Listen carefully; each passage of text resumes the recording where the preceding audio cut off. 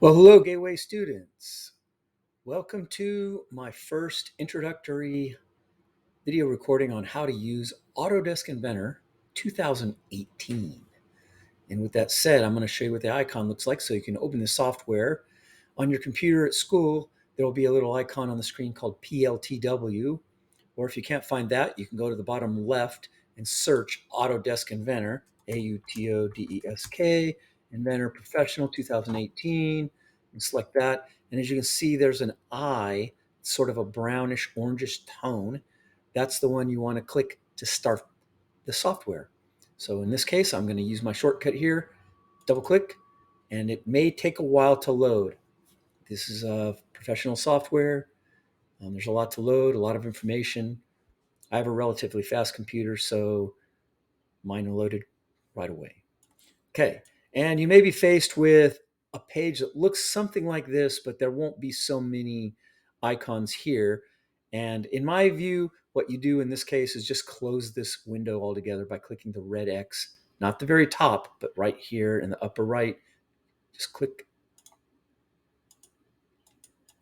and it's not disappearing on me. There we go.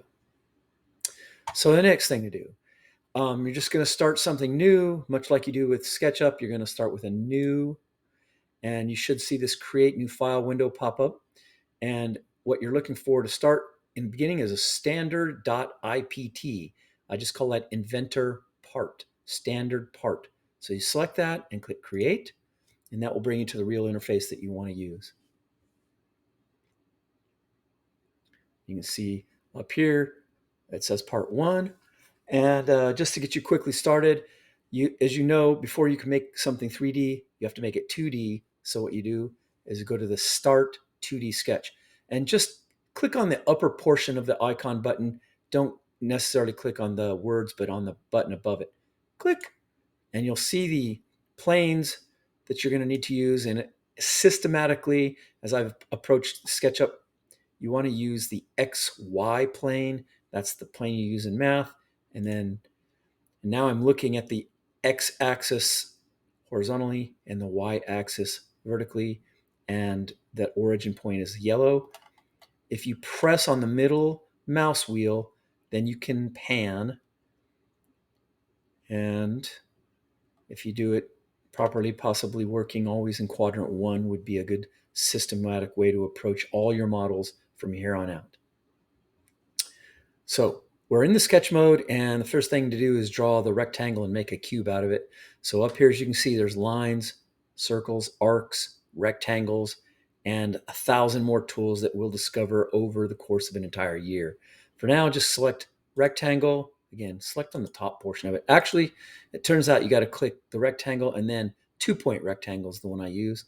Click, and we'll start at the origin. Click, drag it up and to the right, and then click. And what's nice about Autodesk Inventor, it's very exacting. And to make things exactly the way you want them, you can use the dimension button here. Select it. You simply click on a line, click, drag it up with your, and try to leave the number right in the middle and click the number, click, and then you can enter your dimension. In this case, just 1 inch, let's say. So I hit 1, and you can enter 1.0 if you want, but it's not necessary. All you'll really need to do is click 1 and then enter, and it made that line 1 inch. There's another way to make a dimension too, is you can measure between 2 points and adjust the distance. So for instance, if I want to measure here to here, instead of clicking on this line, I can also select here, here, and drag it out. Click the number, hit 1, enter, and now I have a 1 by 1 square. And again, you can pan. Now, let's just say I want to make a cube. So I'm just going to finish sketch. And often this thing orbits and rotates up and to the right. So you want to pan it and move it back to the left. And then now I'll be using this button. It's called extrude. This button is similar to the push-pull tool in SketchUp. So you'll just select extrude, and typically extrudes close towards you.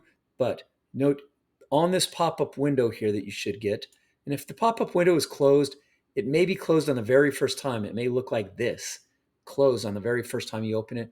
So if you open it here, then forevermore, when you use the software on that particular computer that you're using. It will always be open for you. But I wanted to point out these buttons here. So there's one that's pointing towards me. If I click this button, it'll extrude it the opposite direction. I can also use this thing called a symmetric extrude, which means I drew that plane, that blue plane, and now I'm going to extrude it half an inch forward, half an inch backwards.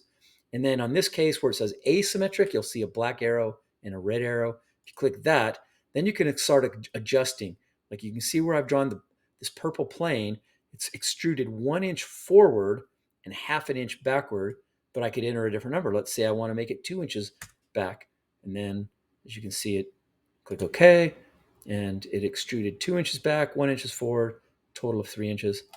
And that would be your first cube. Why don't we stop there and you guys create that image. I will show you how to turn this in. I believe up here in the upper left in the orange button, you select File, Export, Image, change it as we've been doing to PNG and name it. Let's just call it cube PNG, and it'll save hopefully maybe to your downloads folder. You've got to be clear where you save these files. I'm saving mine to the downloads folder. Save.